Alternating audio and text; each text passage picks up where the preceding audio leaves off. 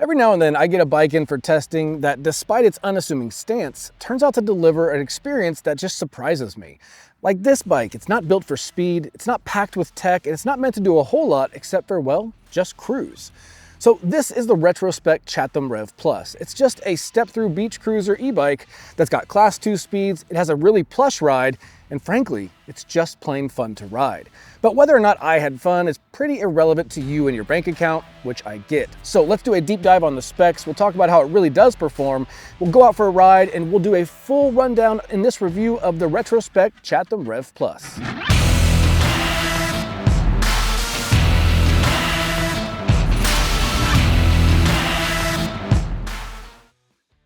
All right guys, so the Retrospec Chatham Rev Plus is a Class 2 beach cruiser, meaning speeds and throttle up to 20 miles an hour. Now it's priced at $14.99, and it's also safety certified to UL 2271 for the battery and UL 2849 safety certified as well. Now when it comes to things like the weight, they say this bike weighs 59 pounds. I threw it up on the scale like I usually do, and it came right to 59 pounds, so they were right on the money in their weight estimation on their website. And then the battery itself weighs about 7.2 pounds, which it is a removable battery, and I'll show you how that comes out later here in just a second. Now, the frame itself only comes in one frame size, and that fits riders from 5'2" up to 6'1". I'm 5'11", and I found it to fit me just fine, so I think up to 6'1" would be perfectly acceptable. And then obviously I can't shrink myself, but starting at 5'2" all the way up to 6'1", you got a pretty good range for most people. I'd say that fits there. Now they also have two colors. This is the matcha green with tan accents, and they also have an eggshell, kind of an off-white, which also has tan accents. I think they both look great. I really think the tan sidewalls here on the tires and the contact points just all set off the look of the bike and make it look really nice. Now some frame geo numbers for this frame. You've got about a 48-inch wheelbase from rear hub to front hub. You've got about 6 inches of adjustability in this seat post here. You have a 17-inch reach up top, and you have a weight payload of 350 pounds. Now, in terms of wheels and tires, we've got a 26-inch wheel, and it's kind of got a raw aluminum look instead of the more commonly seen painted black that we have. And I think this looks really nice, especially with this style of bike. I don't know if it'd work on all bikes, but for this cruiser bike with this color setup, I like this raw aluminum look. Now, this is wrapped in a 26 by 3-inch wide tire. So kind of a wide, high volume tire, which you guys may or may not know. If you watch a lot of these, I am a fan of, because when you have a rigid frame with no suspension like this, having the ability to air down your tires just a bit is going to create a little bit of vibrational dampening and road imperfection dampening, and it's just going to give you a smoother ride that feels like you've got some mild suspension, but in fact you're just using the existing rubber volume that you have in your tires. So they say to run these between 25 and 45 psi. I stay strictly low 20s, and that gives me a nice cushy ride to where I don't even think about suspension. Plus, coupled with this big comfy seat and just the general relaxed style of a beach cruiser, it's just a really, really comfortable ride. One of these bikes you could have with you all weekend, ride it around town all day with your friends, go places, go to the beach, go eat, and it would just be comfortable. You wouldn't feel like sore and worn out like you do on some bikes where you're in more of an aggressive position. Now, when it comes to things like fenders and racks and lights, so we have no fenders or racks on here. It comes as a straight beach cruiser the way you see it, but there are mounting points here for fenders and rear racks and a rack up front, which they also sell accessories for. Now, in addition to that, you might notice kind of oddly there's no water bottle mounts anywhere on the bike. I thought that was kind of a miss for the company, having no water bottle cage mounts even on this top tube here, nowhere. But they do sell a water bottle mount bracket that fits up front that will allow you to carry a water bottle. I just think it's something that should probably be included with the bike, but nonetheless, not that big of a deal. Now, in terms of lighting, we have a front headlight that's an LED wired in light with an adjustable angle. And on the rear, we have a battery powered tail light with an on-off switch. The only thing to keep in mind when you have a battery powered tail light is just a small amount of upkeep on your end. So remembering to turn it on and off for your rides. And then every now and then checking those batteries for if they need replacing and how strong the charge in them still is. Other than that, front to back lighting, the ability to mount fenders and racks if you need them, and classic good looks. It's really equipped and just set up from the gate to be a nice looking step through beach cruiser. All right, now let's talk what's powering, what's the muscle on the Retrospec Chatham Rev Plus. Well, back here we have a 500 watt rear hub motor. If you notice, that's also in that same raw aluminum look as the wheels, which kind of just flows and matches the bike. It would be kind of awkward to have a big black rear hub motor here with this raw aluminum look they have, but they made everything match and flow, which I think was a really smart decision just from a look standpoint. But this motor is rated at 500 watts nominally. It can peak it up to 600 watts and it pushes 55 Newton meters of torque. Now you may be wondering, well, 55 Newton meters of torque, 500 watt rear hub motor, how does that perform in real world scenarios? Is it gonna have good acceleration? Can it make it up hills? All valid questions. And I'm gonna be honest, when I got this bike in for testing, I was a bit skeptical. I started, maybe it's just the times we're in where everything feels like numbers gotta be huge, but I thought, oh, 55 Newton meters, 500 watt rear hub motor, it's gonna be a super chill, relaxed beach cruiser ride. And I was pretty surprised and kind of pleased to say that, yes, it's relaxed and cruises, but it's also got plenty of punchy power, and it actually performed really, really well in hill climbing. I did some local pretty steep hills, everything from 9% all the way up to about 15%. And this bike performed in a category amongst its peers, kind of near the top of all of them. I was pretty surprised on the numbers. There's nothing special about it. 500, 600 watts peaking, 55 Newton meters of torque. I think maybe it's just some of the programming they have on this, the way it's delivered, I don't know. I'm not an engineer, I don't know how they got that performance, but it performs really, really nicely, and it's got more climbing ability and more power than I really expected. But the good news is it's not jumpy or kind of make you unstable where it's going so fast that it kind of startles you. It really gradually eases into it, but as soon as you get past that first few miles an hour gradually, it can pretty quickly accelerate and get up hills, and then flats and regular ridings are just fun and peppy the way you'd expect. Now, in terms of riding modes, you've got 6 levels of pedal assist, 1 through 6, each getting progressively faster, and each one of those levels is limited to a certain speed. So PAS1 might give you throttle and pedal assistance to about 10 miles an hour, PAS2 to 13, 14, but you have 6 levels of pedal assist all the way up through the 20 mile an hour max speed. And I will say 6 feels like a lot of pedal assist levels for 20 miles an hour, but nonetheless, you have lots of incremental changes along the way to ride this bike. Now, in terms of things like the battery, we have this 48 volt battery here that's integrated into the down tube, and you can remove this for safe charging or security reasons, and I'll show you how that comes out now. So we've seen lots of bikes batteries that can drop out in this configuration. It's nothing new, but they did something a little bit unique here where you have a normal key like you usually would. You put it in on this drive side here, if I can see it. And when you turn it, it will drop halfway out. Now, normally there's like a tab here you can hit or some way to release it to prevent it from falling, but usually it's near where you grab the battery, and sometimes those drop prematurely because you'll hit them with your hand as you're trying to get the battery, but this one's over on the left side along the frame, and you'll simply slide that out, and that releases the battery through a kind of a side mechanism lock. Now, like I said, this battery is 48 volts. It is 10.4 amp hours, giving us 500 watt hours to work with, and it has a 2-year warranty.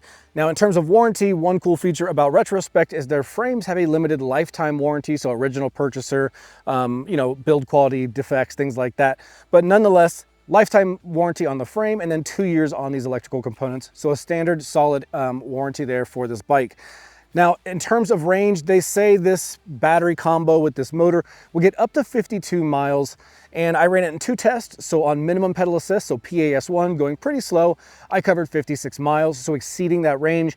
And then I went full bore on PAS6, and I still got 24 miles. So really, if you're navigating or you're riding and you're moving through all your PAS levels based on how you're riding, you can reasonably expect easily to get somewhere in the ballpark of that 40 to 50-ish miles on a single charge. So pretty solid numbers there. And then on top of that, this battery has an external meter you can push real quick just to see the charge level. And to put it back, you'll just do it the opposite way. I got it in, put it in the bottom side, put it in the top, and it clicks into place, and you're good to go. All right, so when it comes to the component and the drivetrain on the Retrospec Chatham Rev Plus, let's take a look at what we have here. We have a 7-speed drivetrain made up of a Shimano tourney rear derailleur, a 14 to 34 rear cassette, and a 42 tooth front chainring. Now that's mated to a set of 170 millimeter alloy cranks by Pro Wheel, and then you have some flat plastic pedals with some traction studs and reflectors on them just to kind of keep your feet planted on those pedals. Now, in terms of braking, we have Tektro mechanical disc brakes. Mechanical meaning they are cable actuated, not hydraulic fluid like mineral or dot fluid. These are mechanical, so cable pulled, and they work really well. I would prefer to see hydraulic disc brakes, but nonetheless, these disc brakes work really, really well. There's just a little bit more upkeep on your end, making sure cable tension is maintained over the years.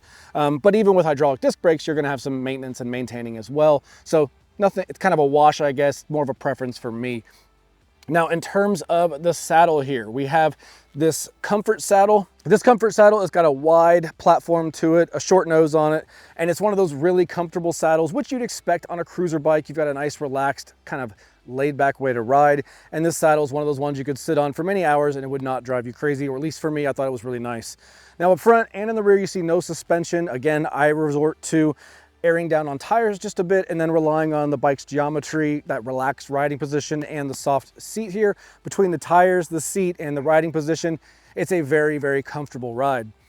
Now here in the front, we've got all of our cable management. So we have ties around the right and left sides, and then they route down into the frame and down to the headlight. This is our cruiser bar, kind of a classic cruiser bar, a nice chrome or brushed nickel aluminum look here to it. And it's got a nice swept back. It's 28 inches wide in total length. And on both ends, it's wrapped vegan leather grips. And on both ends, we have our Tektro mechanical disc brake levers. Now, if we go to this side, we have our PAS control buttons for the display, our push throttle, and then on this side, the Shimano over-the-bar index shifters as well. But let's take a closer look at this display and see what you can do and what you can't do when you're riding the bike. All right, so this is the home screen on the Chatham Rev Plus's display. Now this is a true LCD black and white display, kind of a nod back to the old calculator fonts. These are just kind of tried and true and reliable and super clean layout. So up top, we've got an energy bar indicator with hash marks for as the bar or as the battery depletes energy. You can kind of watch that go down in real time. Here you have your speed indicator in miles per hour, which you can change units in the settings if you need to. Down here, we have our PAS or pedal assist level. So 1 through 6, you can see it change there and back down. And then down here we have our odometer, which is at 135 miles. Now, if I tap the mode screen or the mode button, the M button on the pad, it'll toggle through some different things. So that'll change these two parameters. This went from odometer to trip meter, and this went from current speed to average speed. If I tap it again, we'll get trip meter B, and then we will go from average speed to max speed on the display. One more time takes us back to odometer and current speed. Now, that seems really quick and to the point, and that's the beauty of this display. You can, of course, hold plus and minus and go into some advanced menus, but as you can see, and I'll warn you now, you will want to go onto the Retrospec website and just download the display manual, because it will have all of these codes and what you can do with them. But it's going to be some fairly basic things like changing units, changing wheel sizes, stuff like that. No over-the-top customization options, very straightforward, just bare bone features, but just know that in the event you do want to make some advanced setting changes, you can do so. So to back out of that, I'll just hold plus and minus again, and oops, hold the M button again, and that takes us back to the home screen, and that's the display of the Chatham Rev Plus. All right, guys, we're out here on the Retrospec Chatham Rev Plus, and this is the step-through model. So this one has the low step-through height, just to make that top tube not so high that, you know, if you're worried about stability or concerned about tossing your leg over a high top tube, you don't have to do it on this bike. It's already, you know, just easy to access. But they do have a high step version as well, if you're into that. Now, it's a total beach cruiser bike. I mean, from its whole bones here is beach cruiser, from the big swept back bar, the tan accents, the tires. This is just a cruiser bike, and it's super comfortable. It's one of those bikes you can ride, I kind of feel like just all day casually, and it won't bother you. Let me get past these folks.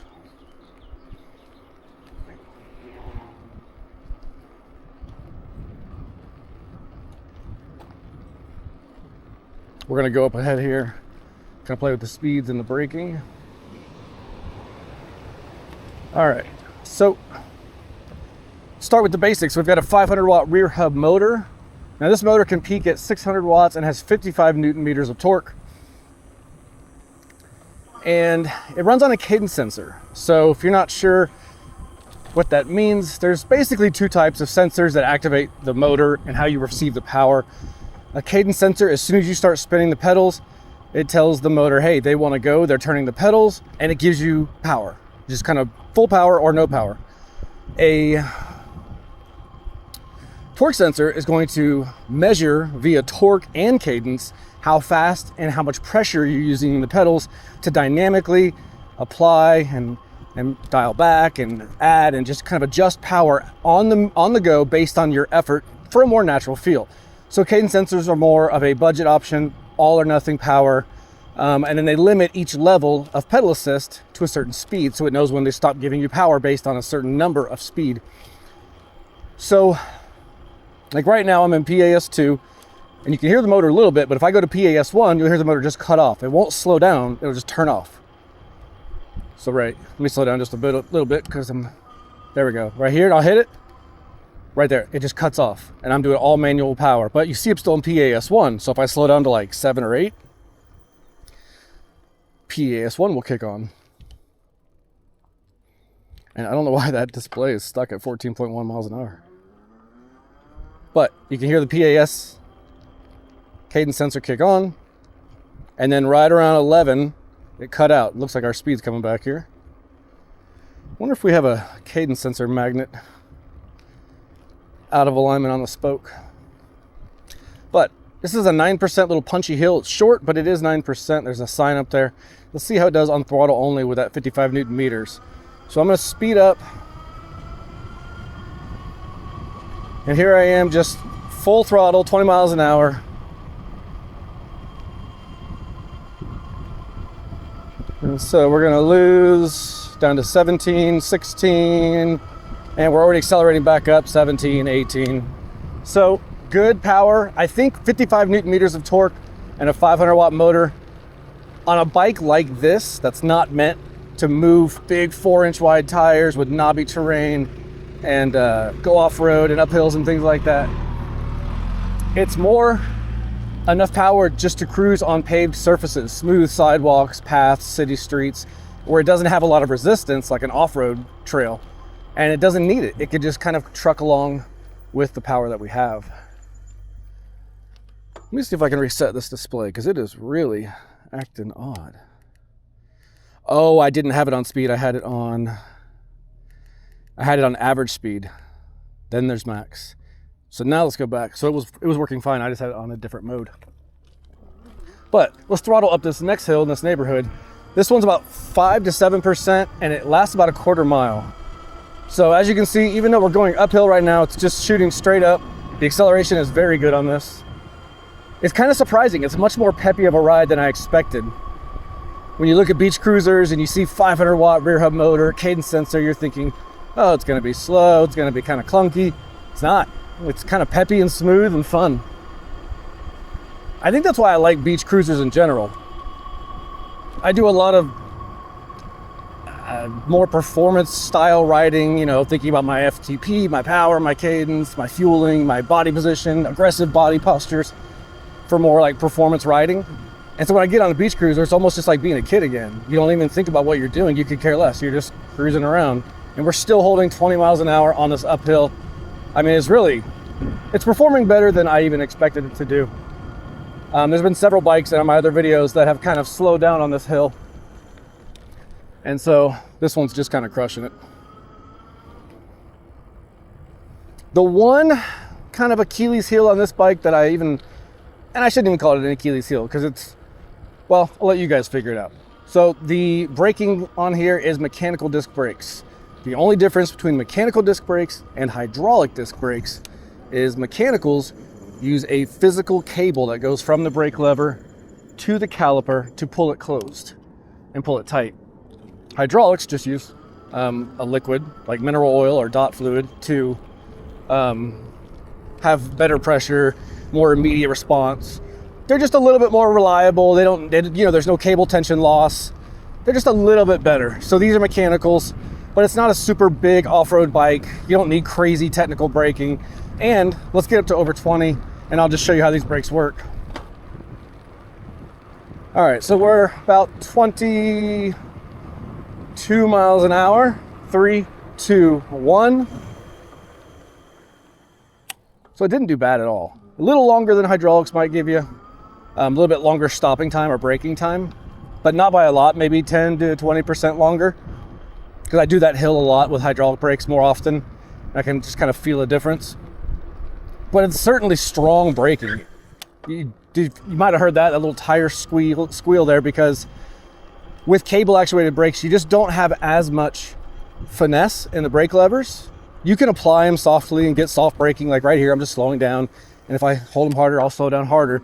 But with hydraulics, you just get a little bit more refined modulation that let you dial in your braking better without locking up a back tire. It's just a little easier on a cable brake to lock up a back tire. But it's really I'm probably making a mountain out of a molehill. At the end of the day, they're still good brakes. They're Tektro, they're disc brakes, they're strong. It's just the one thing that out of this bike, if I had to just wave a magic wand and say, keeping the price the same, what would I just add to it? That'd probably be it. Everything else, it's comfy, it's smooth. The power's great, as you guys can see. Matter of fact, let's get down this hill. We'll go down the backside of that 9%er that we went up. And then we will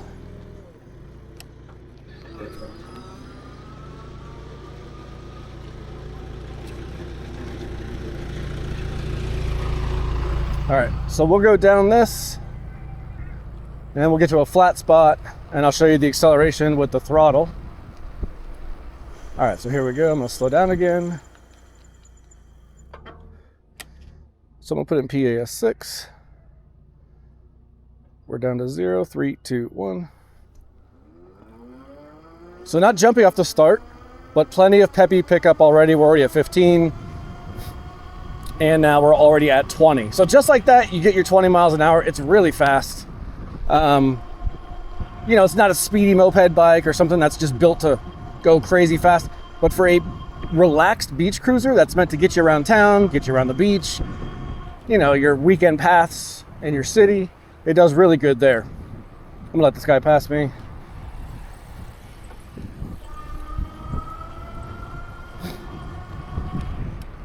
So anyway, fun bike, smooth bike. It's really comfortable. The big wide saddle, the 3-inch wide tires, they don't make any noise, but they just have that extra volume that you can, you know, go a little bit lower in the PSI and get a little bit more comfort, especially for a rigid frame.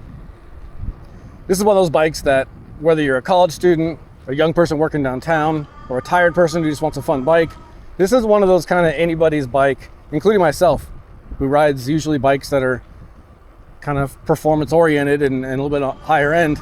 I still get on a bike like this and I just thoroughly enjoy the experience. It just makes riding a little bit more fun because you have no expectations about speed, performance, and anything you get is just a pleasant surprise. Hey Kenny. So anyway, I am going to head back and we will wrap up this review. All right, so let's talk about this bike, not so much from a review standpoint, but more of like an ownership standpoint. You're at home, you're looking at buying bikes online and you think you understand the bike, but sometimes you get something, you have an idea of what it looks like online, it gets to your house, you start using it, and there's some just things you weren't ready to deal with and maybe would have swayed your opinion. Those are the type of things we try to cover in this section because we know you can't go to a store and grab these.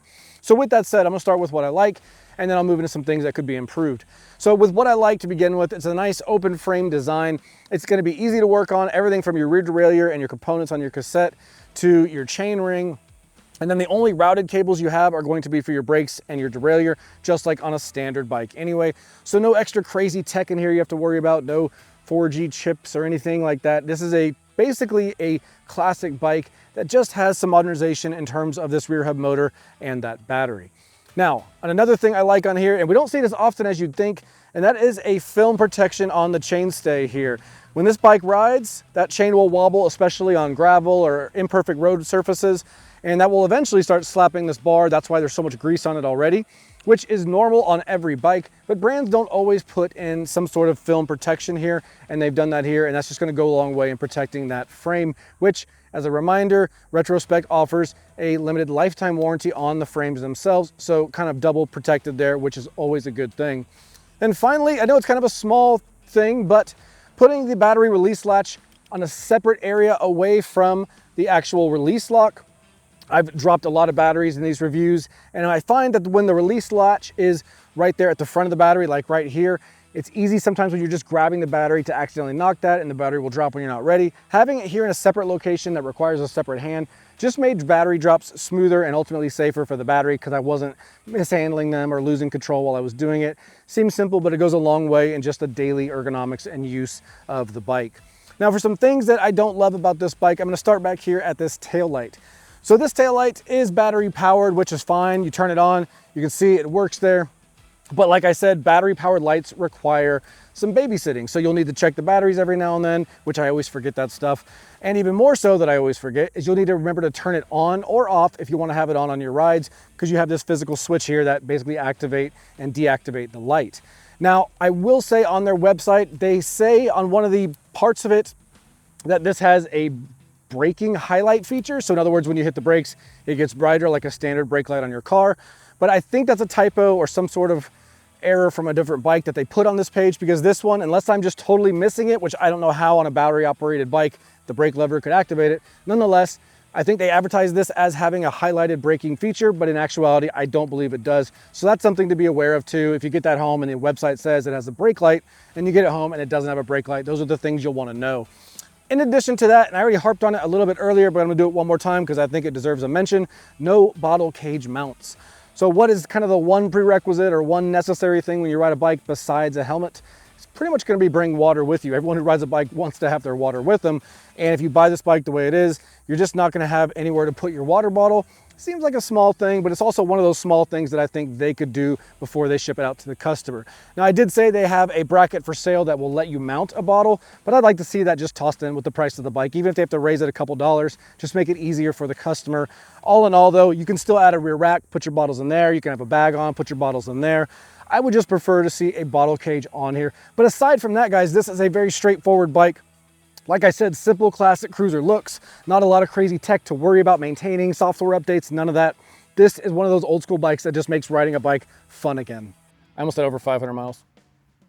All right, guys, so there you have it, the Retrospec Chatham Rev Plus. Like I said in the intro, this is just one of those bikes that takes all the extra fluff away, the things we get bombarded with, like tech and screens and extra features, and just strips it down to an e-bike that just makes riding a bike fun again, which I think deserves kudos on its own merit. Not all bikes can say that. Some become overwhelming, some are confusing, and some have just too many features. This is a great nod to bikes of the past with that classic cruiser look, but the modern e-bike tech that's gonna get you around town without a bunch of extra unnecessary fluff. Now, if I missed any details or if there's anything you wanna know about this bike, drop them down in the comments and I will personally find that out and reply to you so you have that information. And until the next review, we'll see you guys out on the trail.